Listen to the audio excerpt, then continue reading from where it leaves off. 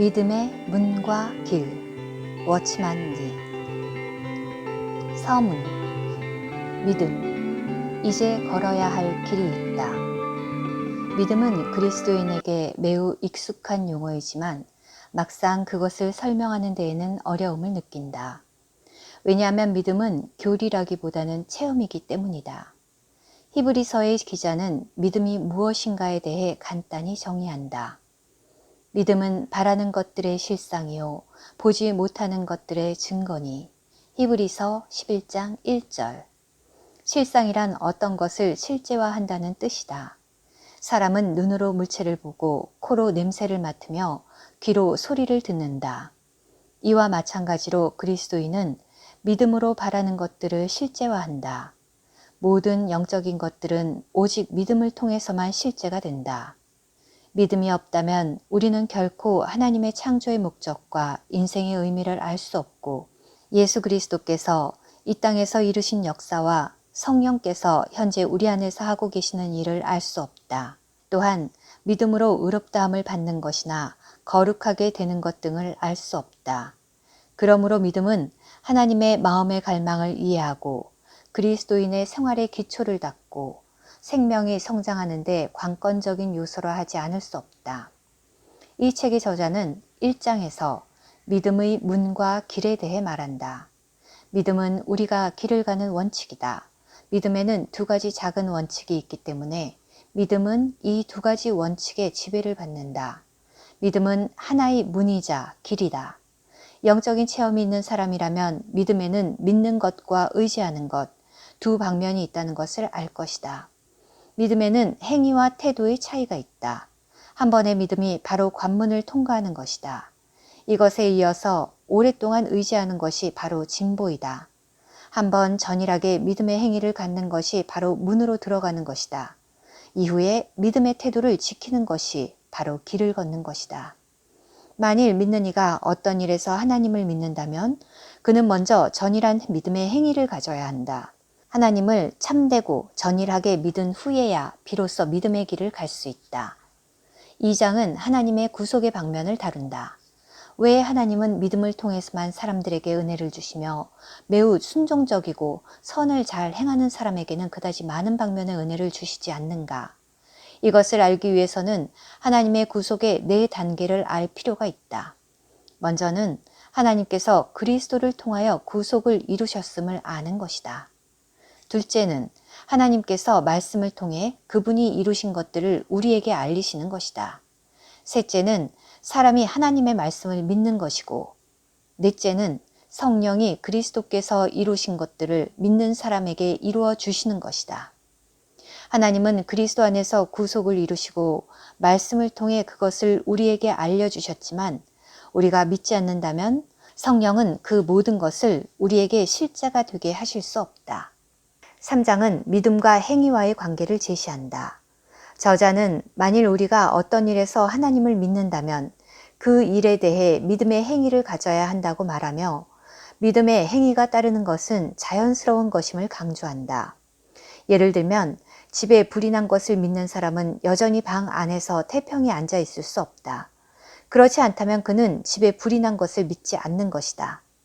그러므로 우리의 행위는 우리의 믿음을 증명하는 것이고 온전케 하는 것이다.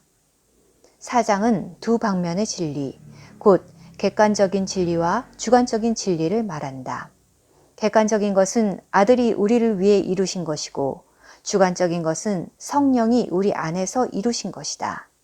이 장에서는 우리 죄를 위한 십자가의 죽으심, 그리스도와 함께 죽음, 부활과 승천의 진리를 통해 우리가 진리의 객관적인 면과 주관적인 면에서 균형을 이루어야 함을 강조한다.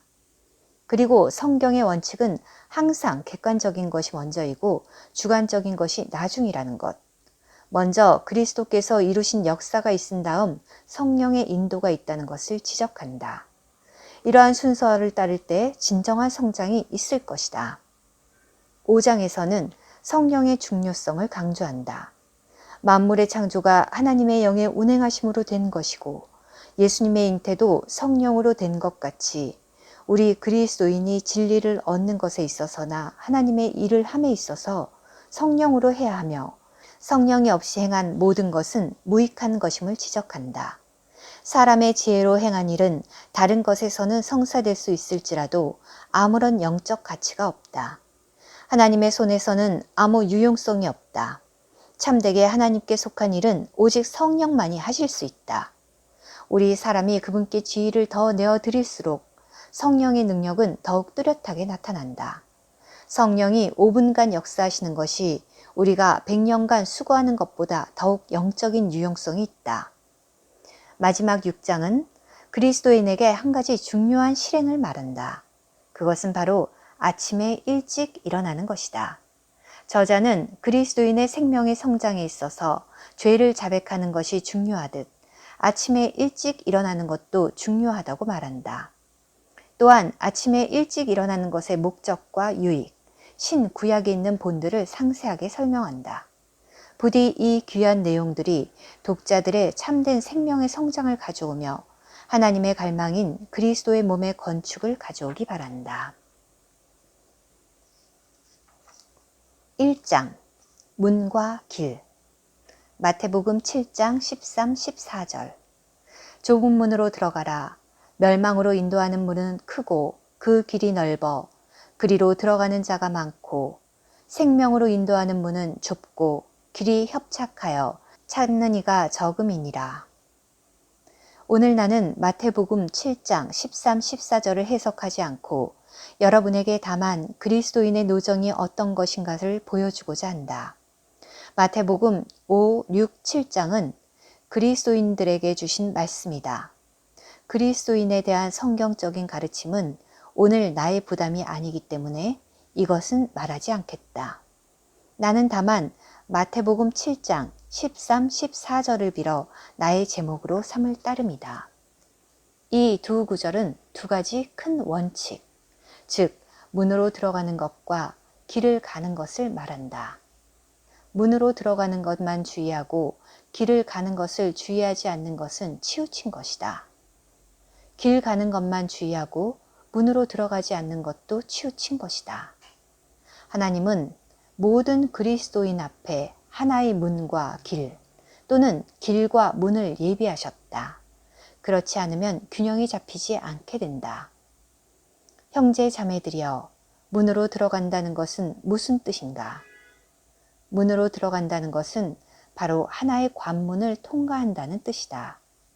문에는 문지방이 있는데 이 문지방은 여러분을 가로막고 있는 하나의 관문이다.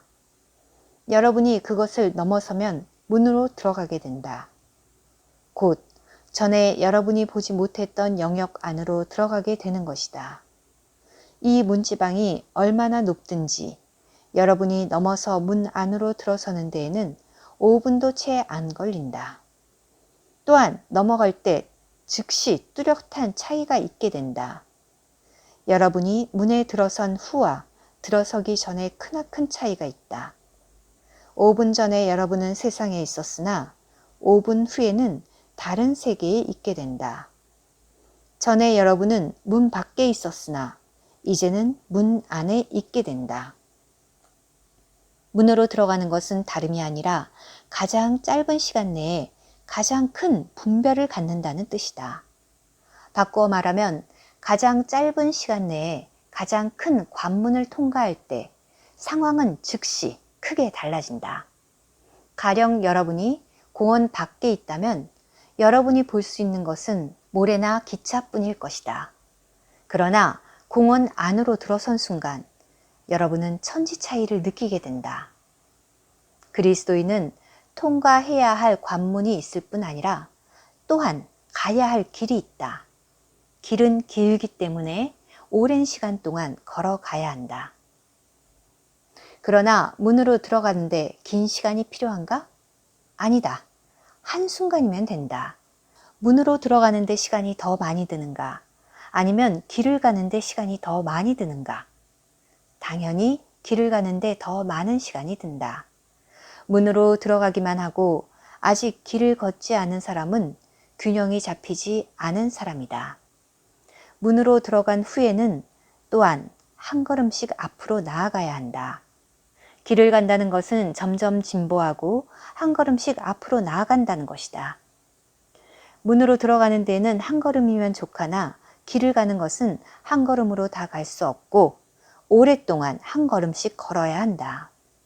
일단 문으로 들어가면 즉시 뚜렷한 차이가 난다. 한 관문을 통과한 다음에는 앞으로 걸어가야 한다.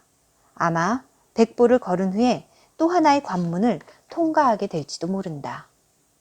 혹은 1000보를 걸은 후에 또 하나의 관문을 통과하게 될지도 모른다. 언제든지 문으로 들어갈 때가 바로 길을 가야 할 때이다. 문으로 들어가는 것은 관문을 통과하는 것이고 길을 가는 것은 진보하는 것임. 문으로 들어간다는 것은 바로 관문을 통과한다는 뜻이고 길을 간다는 것은 바로 진보한다는 뜻이다. 오늘 그리스도인들 가운데 많은 분쟁이 있다. 어떤 곳에서는 관문을 통과하는 것만을 전적으로 중요시하고 또 다른 곳에서는 전적으로 진보만을 중요시한다. 어떤 사람들은 문으로 들어간 것을 놀라운 체험이라고 말하고 어떤 사람들은 문으로 들어갈 필요 없이 다만 계속 길을 가면 된다고 생각한다. 계속 길을 가는 것은 진보하는 것이지만 명확한 분별이 없는 것이다. 이 두 부류의 그리스도인은 모두 치우친 것이다. 우리는 관문을 통과해야 하지만 또한 길을 가야 하며 길을 가야 하지만 또한 마땅히 관문을 통과해야 한다는 것을 알아야 한다. 이것이 성경의 2대 원칙이다. 문으로 들어가는 것과 길 가는 것을 균형 있게 중요시해야 한다. 성경에 따르면 영적인 노정은 문으로 들어가는 것이 먼저이고 길을 걷는 것은 나중이다. 관문을 통과하는 것이 먼저이고 길을 걷는 것은 나중이다. 이것은 세상과 정반대이다. 세상의 노정은 길 가는 것이 먼저이고 문으로 들어가는 것은 나중이다. 이것은 마치 먼저 합동로를 거둔 다음 문덕리의 문으로 들어오는 것과 같다. 그러나 영적인 노정은 그렇지 않다. 영적인 노정은 큰 담이 있는 왕궁이나 임금의 묘지와 같아서 문으로 들어가서 긴 길을 걸은 후에야 목적지에 도착할 수 있다. 성경은 항상 문과 길을 함께 다룬다. 이제 믿음과 순복, 이 두 가지로 우리가 어떻게 관문을 통과해야 하고 또 어떻게 진보해야 하는가에 대한 이해를 돕고자 한다. 믿음의 행위와 태도. 믿음은 우리가 길을 가는 원칙이다. 믿음에는 또 두 가지 작은 원칙이 있기 때문에 믿음은 이 두 가지 원칙의 지배를 받는다. 믿음은 하나의 문이자 길이다. 영적인 체험이 있는 사람이라면 믿음에는 믿는 것과 의지하는 것에 두 방면이 있다는 것을 알 것이다. 믿음에는 행위와 태도의 차이가 있다. 한 번의 믿음이 바로 관문을 통과하는 것이다. 이것에 이어서 오랫동안 의지하는 것이 바로 진보이다. 한 번 전일하게 믿음의 행위를 갖는 것이 바로 내가 말한 문으로 들어가는 것이다. 이후에 믿음의 태도를 지키는 것이 바로 내가 말한 길을 걷는 것이다. 만일 믿는 이가 어떤 일에서 하나님을 믿어야 한다면 그는 먼저 전일한 믿음의 행위를 가져야 하고 하나님을 참되고 전일하게 믿은 후에 비로소 믿음의 길을 갈 수 있다. 믿음의 문으로 들어간다는 것은 바로 의심의 관문을 하나 통과한다는 것이다. 또한 하나님에게서 어떤 약속을 얻고 그 약속을 전일하게 믿는다는 것이다. 이것이 바로 관문을 통과하는 것이요 문으로 들어가는 것이다. 믿는 이가 먼저 믿음의 문으로 들어가야만 믿음에서 진보할 수 있고 믿음의 태도를 붙들고 지속적으로 하나님을 의지하면서 믿음의 길을 갈 수 있다. 많은 사람들은 믿는 태도만 갖고 지속적으로 하나님을 의지하면 된다고 생각하거나 또는 처음에 한번 전일한 믿음의 행위만 갖고 믿음의 길은 걷지 않아도 된다고 생각한다. 그러나 문으로 들어가지 않은 사람은 결코 길을 갈 수 없다. 관문을 통과하지 않은 사람은 절대로 진보할 수 없다. 과거의 것들과 한번 완전히 단절되어 하나님의 간증을 전일하게 받아들이는 것이 필요하다. 이것이 문으로 들어가는 것이다. 그렇지 않으면 영적인 진보가 없다. 믿음은 문으로 들어간 후에 길을 가는 것이다. 그리스도 안에 있다는 사실을 봄. 우리가 믿는 것들 중에서 가장 높은 것 한 가지는 바로 그리스도 안에 있는 사실이다. 하나님께서 사람을 구원하여 이르도록 하고자 하시는 단계를 말한 신약의 가르침 중에서 그리스도 안에 있는 것보다 더 높은 것이 없다. 죄사함이 그리스도 안에 있고 의롭다 하심을 얻는 것도 그리스도 안에 있으며 거룩하게 되는 것도 그리스도 안에 있고 모든 신령한 축복이 그리스도 안에 있으며 모든 것이 다 그리스도 안에 있다. 그리스도 안에 있는 것이 어떤 은혜보다 더욱 높다. 하나님께서 우리에게 주신 모든 것들은 다 그리스도 안에 있다. 이제 문제는 어떻게 그리스도 안에 있는가이다. 허드슨 테일러는 이기는 생활을 사모했고 또한 모든 것이 그리스도 안에 있다는 것을 알았지만 그분 안에 있으려고 많은 발버둥을 쳤을 뿐 이루지 못했다. 오히려 그는 자신이 그리스도 안에 있으려고 하면 할수록 더욱 그 밖으로 나가는 것 같다고 말했다. 어느 날 하나님께서 그가 이미 그리스도 안에 있다는 계시를 보여주셨다. 그의 필요는 어떻게 해야 그리스도 안에 있을 수 있느냐를 구하는 것이 아니었다. 그는 거듭난 사람이므로 이미 그리스도 안에 있는 사람이었다. 그의 필요는 다만 이 사실 안에서 안식하는 것이었다. 그것이 그리스도 안에 거한다는 뜻이다. 그는 이미 그리스도 안에 있었기 때문에 다시 그리스도 안에 있을 수가 없었던 것이다. 그는 이렇게 해서 승리하게 되었다. 이것이 믿음의 문이다. 그는 이 문으로 들어선 것이다. 이렇게 문으로 들어선 후에야 매일매일 이 사실을 붙잡고 믿음의 태도로 하나님을 계속 의지할 수 있다. 그렇지 않고도 그가 하나님을 의지할 수는 있었겠지만 그의 의지함은 효력이 없는 것이다. 모든 신령한 축복은 그리스도 안에 있음. 그리스도 안에 있다는 것은 극히 단순한 말이지만 그 말씀 뒤에는 매우 큰 진리가 감추어져 있다. 이것은 매우 크고 측량할 수 없을 정도로 큰 진리이다. 에베소서 1장 3절은 그리스도 안에서 하늘에 속한 모든 신령한 복으로 우리에게 복 주시되 라고 말한다. 모든 축복은 다 그리스도 안에 있다. 그리스도 안에 있는 축복이 이렇게 많은데 왜 많은 사람들은 그것들을 믿고도 얻지 못하는가? 이것은 바로 그들이 믿음의 두 방면을 모르기 때문이다. 믿음의 행위가 있어야 할 뿐 아니라 또한 믿음의 태도도 있어야 한다. 많은 사람들이 믿긴 했지만 다만 믿음의 태도를 가졌을 뿐 믿음의 행위가 없다. 바꾸어 말해서 그들은 마치 전일하게 관문을 통과하지 않은 사람처럼 하나님의 사실을 믿은 것이다. 그들은 믿음의 태도를 믿음으로 착각했다. 그들이 믿음의 관문을 통과하고서 믿음의 태도를 가질 때 그들은 그리스도 안에 있는 많은 축복을 체험하게 될 것이다.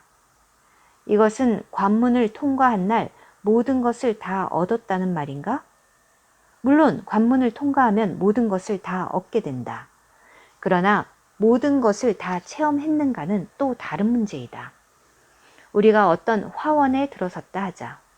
여러분은 모든 것을 보았지만 그 화원의 모든 길을 다 걸은 것은 아니다. 화원에 들어간 후 걸어갈 때 모든 것이 여러분의 것이 된다. 그러므로 문으로 들어가는 것이 먼저이고 길을 가는 것은 나중이다. 요단을 건너는 것과 가나안에 들어가는 것.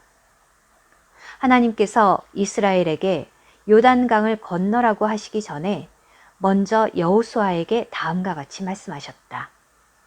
이제 너는 일어나서 모든 백성과 더불어 이 요단강을 건너 내가 이스라엘에게 주리라 한 땅으로 들어가라. 내 발이 닿는 땅은 내가 모세에게 약속한 말대로 너희에게 주리라. 그들이 요단강을 건너기 전에 하나님은 벌써 그들에게 가나안 땅을 주신다고 말씀하셨다. 그러므로 그들은 건너가기만 하면 되었다. 이스라엘에게 믿음이 없었는가? 있었다.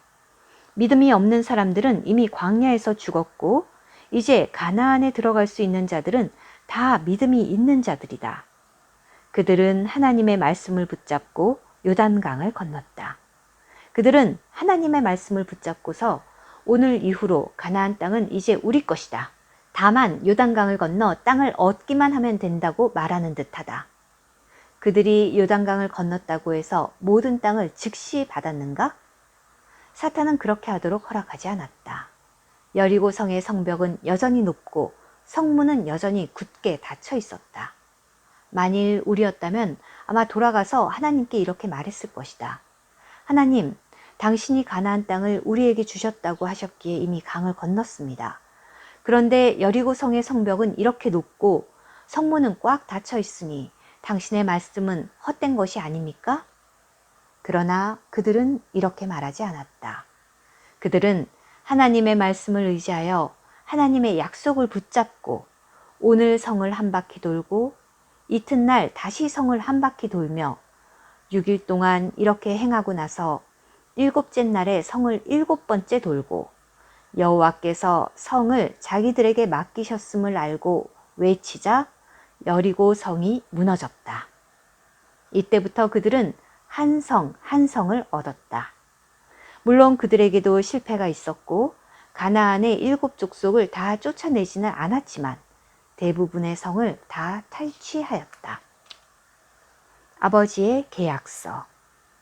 우리가 믿음으로 그리스도 안에 있는 모든 신령한 복을 얻는 것은 마치 이스라엘이 하나님의 말씀을 붙잡고 요단강을 건너 땅을 얻는 것과 같다.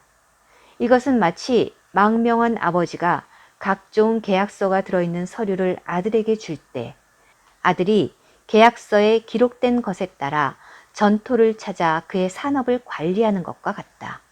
산업은 그의 것이나 그가 아직 보지 못했고 아직 그것을 경영하지 않았다.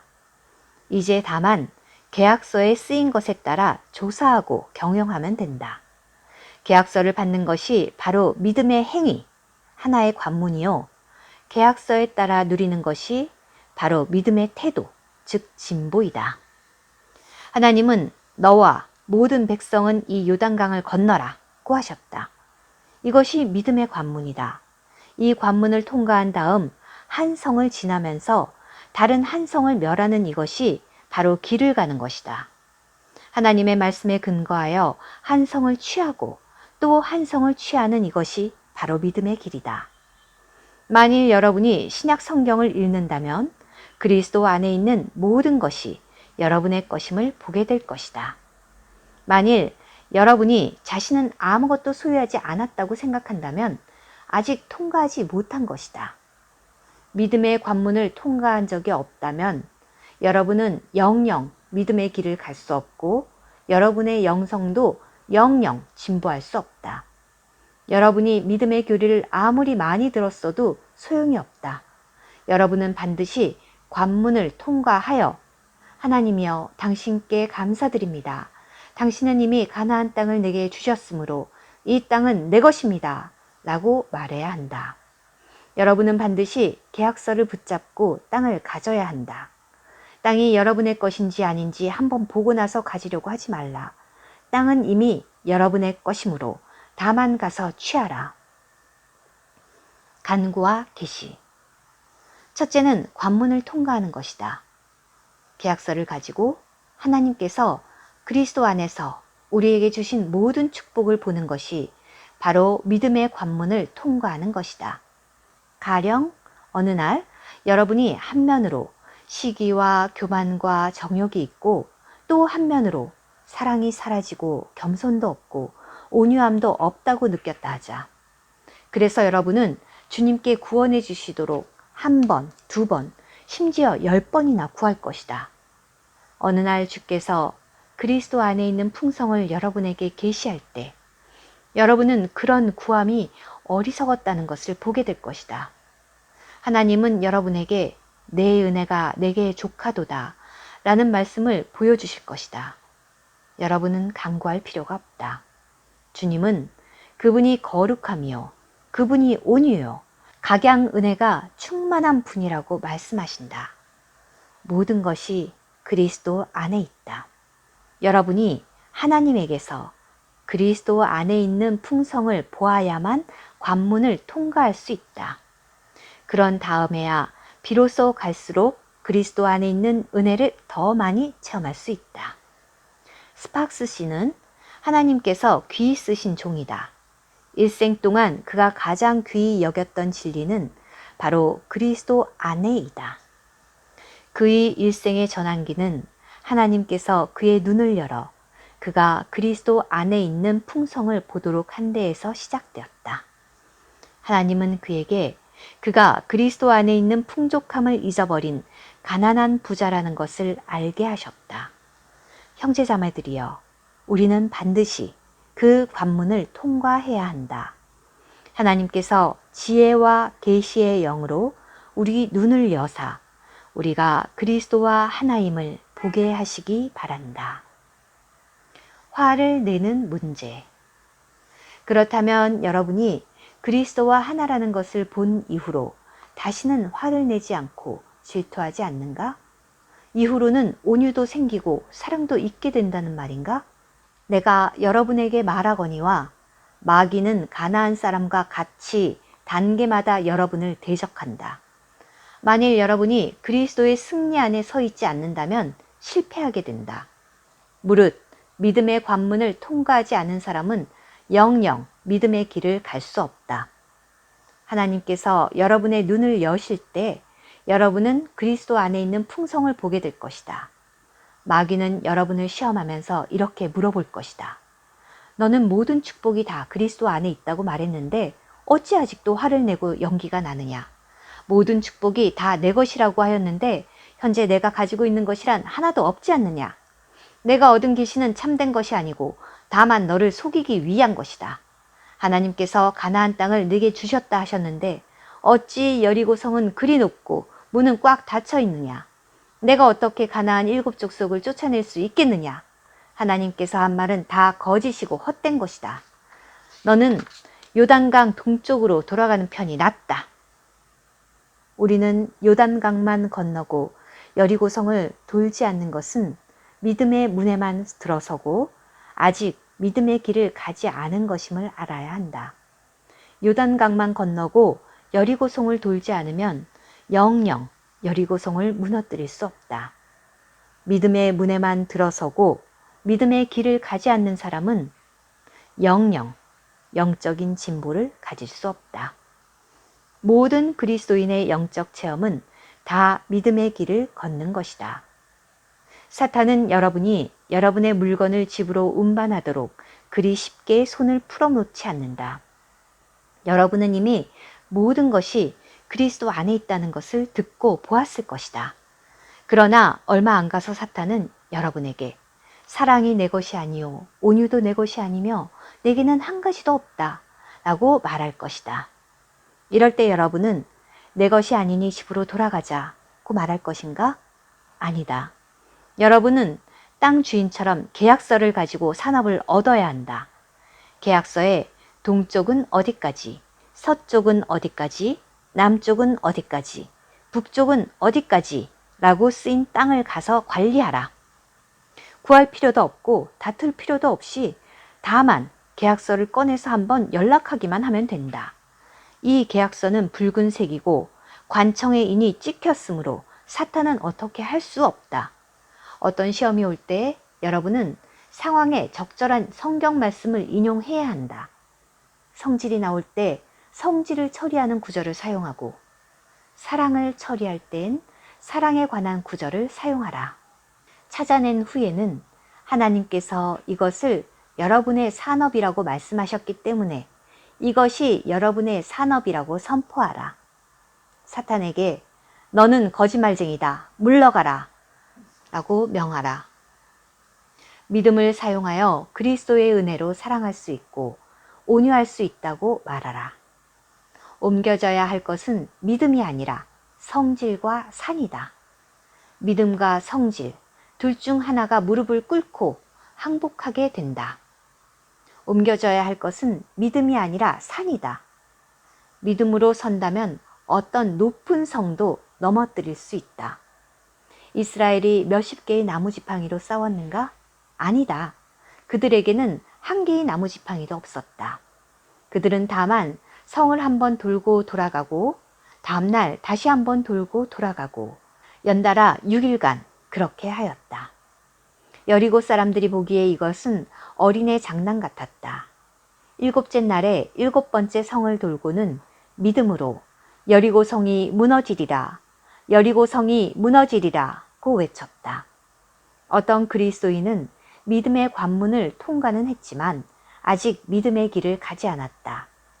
오, 나의 성질, 나의 질투, 나의 교만, 나의 정욕이 아직 있어서 어떻게 해야 할지 모르겠다고 말한다. 이때 기억해야 할 것은 첫째, 여러분은 반드시 그리스도 안에 있는 풍성을 보아야 한다는 것이다. 이것은 믿음의 문으로 들어가는 것이다. 문으로 들어간 후에 여러분은 여러분의 위치에 굳게 서 있어야 한다. 성질이 올 때 성질을 처리하고 정욕이 올 때 정욕을 처리하며 질투가 올 때는 질투를 처리하고 교만이 올 때는 교만을 처리하라. 이렇게 하는 것이 믿음을 사용하여 그 위에 서서 이것들은 마땅히 쓰러져야 할 것들이고 이미 쓰러졌다고 말하는 것이다. 할렐루야! 이것은 사실이다. 이스라엘 백성이 여리고 성을 돌면서 그 성이 무너졌다고 외치는 것은 사람들의 눈에 정말 어리석었다. 그러나 이스라엘 백성이 외친 대로 여리고 성이 무너졌듯이 우리가 우리의 성질과 정욕과 질투 등이 다 무너졌다고 외칠 때 그것은 그대로 이루어진다. 관문을 통과한다는 것은 다름이 아니라 그리스도 안에 있는 모든 것들을 보는 것이다. 이것이 믿음의 첫 걸음이다. 여러분은 그리스도 안에 있는 것을 계약서를 붙잡듯이 붙잡아야 한다.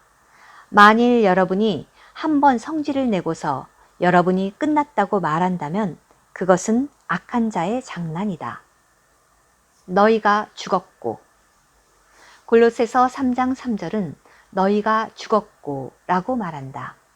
하나님은 여러분에게 여러분이 이미 죽었으므로 성질을 내지 않는다는 것을 보여주셨다. 여러분이 이것을 믿었다면 여러분은 문으로 들어선 것이다. 사탄은 즉시 여러분에게 와서 아내와 자녀, 학생 또는 다른 사람을 시켜 여러분을 화나게 할 것이다. 그럴 때 여러분은 너희가 죽었고 라는 말씀이 여러분에게 사실이 아닐 것이라고 생각할지도 모른다. 이것은 여러분의 느낌을 믿는 것이다. 이렇게 될 때 여러분의 믿음은 즉시 사라진다. 가령 내 부친이 땅 얼마를 사서 내게 계약서를 주면서 어디에 가서 이 유업을 찾아 관리하라고 했다 하자. 내가 시골에 갔는데 어느 깡패가 나에게 이봐 당신 무슨 일로 왔지? 라고 물어서 내가 내 아버지의 땅을 찾으러 왔소 라고 대답하니 그가 이 땅은 당신의 아버지의 땅이 아니라 내 아버지의 땅이야 라고 말했다 하자. 만일 이때 내가 내 아버지의 말을 믿을 만하지 못한 것 같고 이 땅이 그 사람의 땅인 것 같다고 생각한다면 나는 집으로 돌아갈 수밖에 없다. 만일 여러분이 아닙니다. 내 아버지는 틀릴 리가 없습니다. 이 계약서에 따라 이 땅은 내 것입니다. 라고 말한다면 여러분이 가는 것이 아니라 그가 달아날 것이다. 아무튼 한쪽이 떠나게 된다. 하나님은 그리스도 안에 있는 모든 축복을 이미 여러분에게 주셨다. 성경은 하나님께서 여러분에게 관리하라고 주신 것들에 대한 계약서이다. 이 책, 성경에 기록된 것을 믿을 때 그 사탄은 도망갈 것이다. 그러나 안타깝게도 많은 사람들은 사탄의 작은 시험도 견디지 못하고 하나님의 말씀을 버리고 믿음을 저버린다. 우리가 한번 하나님의 말씀을 받아들이는 것만으로는 부족하다. 우리는 또한 시험이 올 때마다 하나님의 말씀을 의지해 강건해야 한다. 이것이 믿음의 길을 가는 것이다. 어떤 사람이 어제 그리스도 안에서 자기의 성질을 이겼다고 선포했는데 이튿날 다시 교만이 찾아온다. 그는 어제 성질을 이겼는데 왜 오늘 또다시 교만이 생겼느냐며 큰일 났다고 생각할 것이다. 여러분이 죽었다고 말하는 성경 말씀이 믿을 만하지 못하다는 말인가? 아니다. 우리는 믿음의 길을 가야 한다. 이스라엘은 여리고의 승리를 얻은 지 얼마 안 되어 아이성의 실패를 가졌다. 만일 우리가 자신을 의지한다면 즉시 실패할 것이다. 하나님의 말씀을 의지한다면 모든 대적을 다 이기게 된다. 우리는 결코 편하고 안락하게 나날을 지내려고 생각하지 말아야 한다. 성질을 처리해야 하고 교만도 처리해야 한다. 믿음의 싸움은 끝이 없고 믿음의 길을 가야 하는 것이다. 모든 길은 믿음으로 확실히 내딛어야 한다. 모든 영적 생활의 원칙은 관문을 통과하고 길을 걷는 것이다.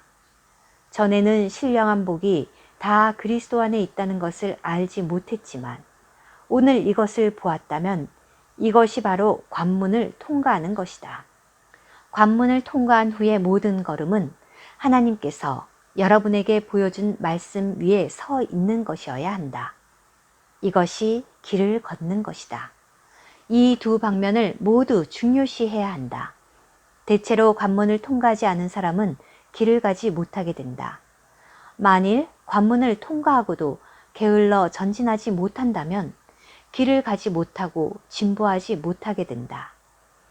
반드시 전일하게 한 걸음씩 한 성 한 성 탈취해야 한다. 싸움에서 지지 않고서 항복하는 대적은 없다.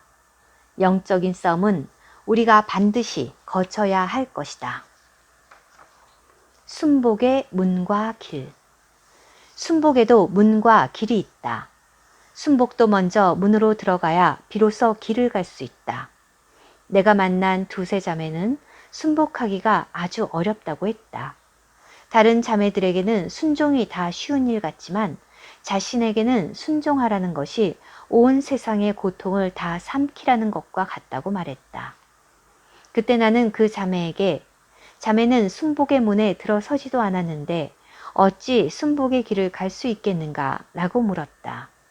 형제 자매들이여, 만일 여러분이 전일하게 자신의 의지를 내려놓고서 하나님께 항복하지 않거나 자신의 귀한 것을 버리지 않고 자신이 기뻐하는 것들을 거절하지 않는다면 결코 순복의 길을 갈 생각을 하지 말라. 어떤 사람은 아직도 문 밖에 있기 때문에 그에게 순복하라고 권해도 소용없다. 그가 먼저 문으로 들어간 후에야 한 가지 한 가지 일에서 하나님을 순종하게 되고 순복의 길을 갈 수 있게 된다.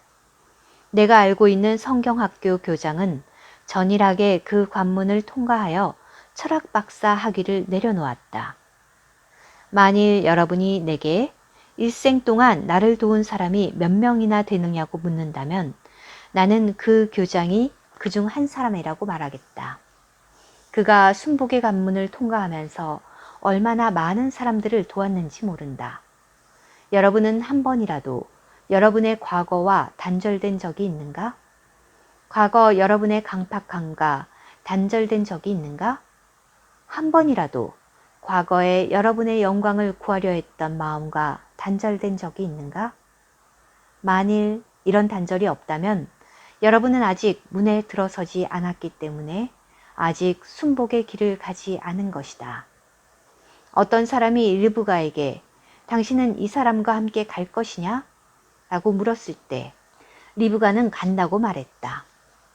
그녀는 이렇게 그녀의 아비 집을 떠났다. 시편에 내가 내 아비 집을 기억지 않으면 왕이 너의 미모를 사모하리라 는 말이 있다. 순복의 길에서 그리스도인은 출가한 여자와 같이 먼저 아비 집을 떠나고 아비의 보호를 떠나야 한다. 아비 집을 떠난 후에야 고통의 길, 낙타는 고난받음을 뜻한다. 이 있게 된다. 이렇게 해야만 이삭을 도울 수 있고 이삭을 기쁘게 할 수 있다. 그리스도인은 응당 주님께 오늘 이후로 당신을 위하여 사람이나 일이나 물건을 하나씩 버리기 원합니다. 라고 말해야 한다. 그렇지 않으면 하나님께서 여러분에게 이것을 버리라고 말할 때 너무 고통스러워서 할 수 없다고 말할 것이고 이튿날 하나님께서 여러분에게 저것을 버리라고 할 때 또다시 여러분은 너무 고통스러워서 할 수 없다고 말할 것이다. 여러분은 하나님께서 온종일 전적으로 여러분을 괴롭히는 분이라고 느낄 수도 있다. 이것은 여러분이 아비 집을 떠난 적이 없기 때문이다. 만일 여러분이 한 차례 전이란 결정을 내렸다면 이 길을 갈 수 있게 된다. 나는 종종 어느 친구에게 많은 사람들이 아직 그다지 고통스러운 그리스도인이 되지 않았다고 말한다. 이는 하나님께서 아직 그에게 어떤 요구도 해보신 적이 없기 때문이다.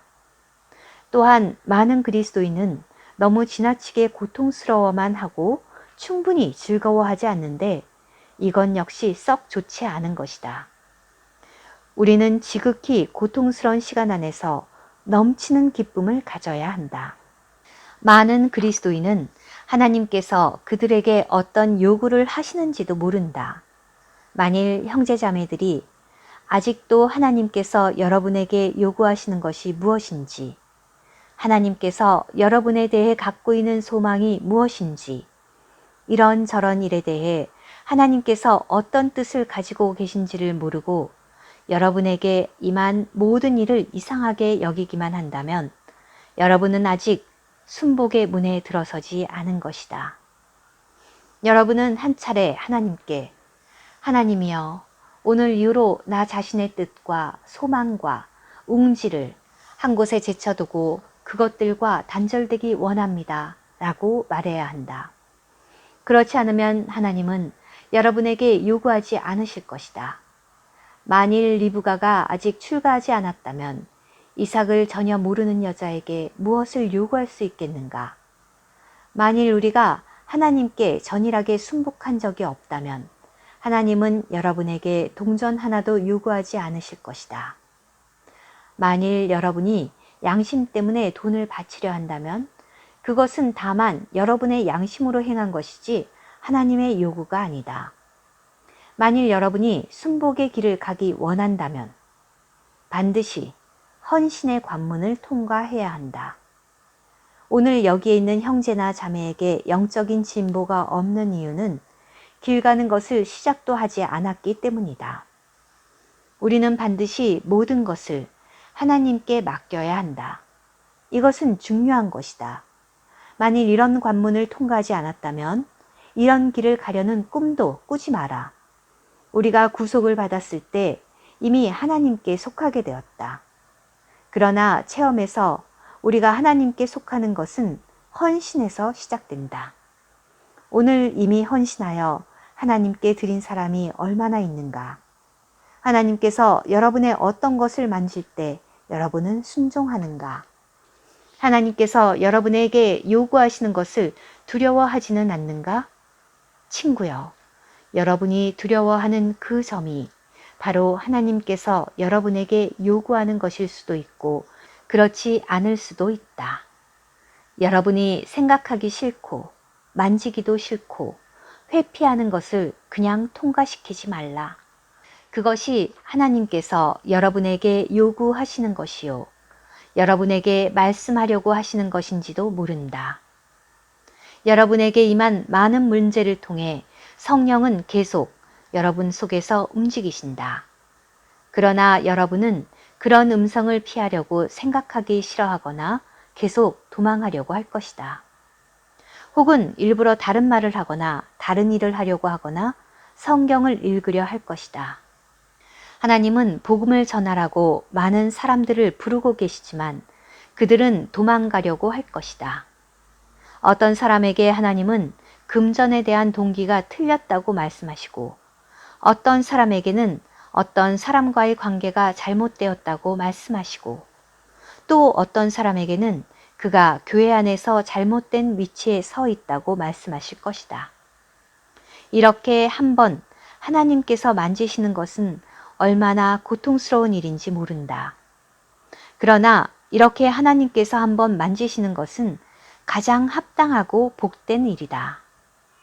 여러분은 하나님께서 여러분의 마음 깊은 곳을 보지 못한다고 생각할 것이다. 오늘 하나님 앞에서 우리의 모든 것은 다 벌거벗은 것 같다. 우리는 하나님께 한 번쯤 전심으로 하나님, 오늘 이후로 나는 주 예수께 속한 자요. 오늘 이후로 나의 이상은 바로 주 예수님이시오. 이 땅에서 내가 사모할 분은 오직 주 예수뿐입니다. 라고 말할 필요가 있다. 여러분이 이렇게 하는 것은 바로 순복의 관문을 통과하는 것이다. 참된 그리스도인치고 이런 관문을 통과하지 않고 이런 문으로 들어간 사람은 하나도 없다. 또한 참된 주님의 일꾼치고 이런 관문을 통과하지 않고 이런 문으로 들어간 사람은 하나도 없다. 여러분이 참으로 문으로 들어가고 헌신하고 모든 것을 내려놓았다면 주님은 여러분을 시험하러 오실 것이다. 주님은 여러분이 그분을 만족시키는 위치에 서서 진심으로 그분을 위하는지를 알기 위해 여러분을 시험하실 것이다. 또한 여러분을 만족하게 하여 여러분이 주님의 소유임을 알게 하시려고 여러분을 시험하실 것이다. 아브라함이 강을 건너 가나안에 이르렀을 때 하나님은 한 단계씩 그를 시험하여 최종적으로 그에게 이삭을 바치라고 하셨다.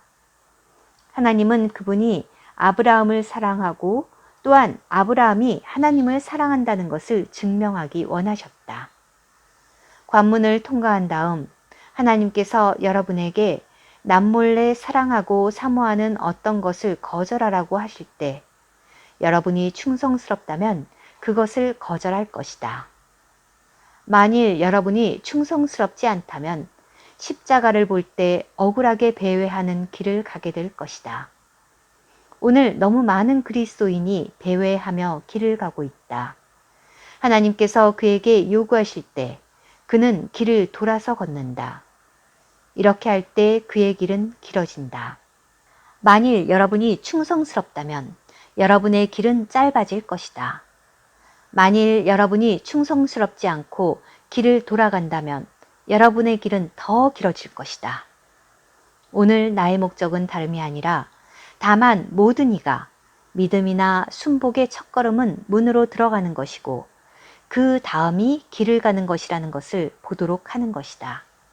길과 문을 모두 주의해야 한다. 한 방면만을 치중하여 아직 문으로 들어가지 않은 사람은 결코 자신을 헌신한 사람이라고 말하지 말며 길 가기를 바라지도 말라. 믿음이든 순복이든 먼저는 문으로 들어가는 것이고 그 다음이 길을 가는 것이다. 그렇지 않으면 모두 헛된 것이다.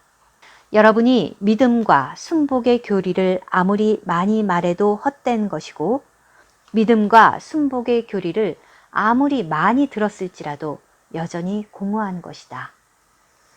주님을 위한 것이라면 너무 어려운 것도 없고 주님을 위한 것이라면 너무 큰 대가도 없으며 주님을 위한 것이라면 너무 지나친 헌신도 없다. 나는 그분을 사랑함으로 믿음의 문으로 들어가고 그분을 사랑함으로 순복의 문으로 들어간다.